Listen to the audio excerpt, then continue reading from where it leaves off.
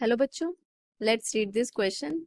Question says a gaseous mixture of H2 and O2 is 3:1 mass ratio is made to effuse through a small pinhole. What will be the composition by mass percentage of H2 and H2 to O2 of gaseous mixture coming out initially? Coming out initially मतलब मास percent composition of mass percent coming out initially means हमें rate of effusion का ratio निकालना है. ठीक है, directly नहीं बोला है बट हमें लैंग्वेज से यहाँ पता करना है कि हमें एक्चुअली में क्वेश्चन में पूछ क्या रहा है. तो की कॉन्सेप्ट देखो,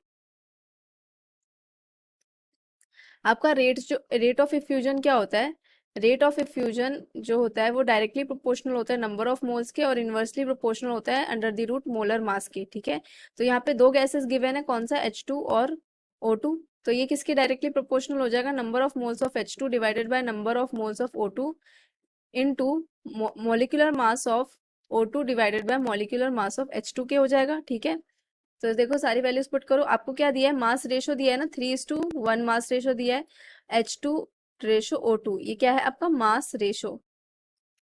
इस मास रेशो को अगर मैं मोल्स रेशो में कन्वर्ट करूं तो क्या आएगा, 3/2 डिवाइडेड बाय 1/32. कैसे निकाला आपका, ये निकाला molar ratio given mass upon molar mass से मल्टीप्लाई करके.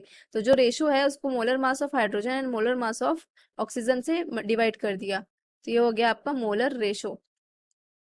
तो ये हो गया आपका 3:1/16. अगर मैं 16 करूँ तो ये रेशो कितना आ जाएगा आपका 48:1. ये आ गया आपका मोल्स का रेशो. तो यहाँ से अगर मैं फॉर्मूला में पुट करूँ, rate of H2 divided by rate of O2 is equals to 48/1 under the root molar mass of oxygen 32 होता है और मोलर मास ऑफ हाइड्रोजन क्या होता है 2. तो ये कट के कितना आ जाएगा 16. तो हो जाएगा 48 into 4 divided by 1. So rate of H2 divided by rate of O2 का रेशो क्या आ गया आपका 182 डिवाइडेड बाय 1. तो 182:1 ये आपका आंसर होगा. Hope you understood it well. Best of luck.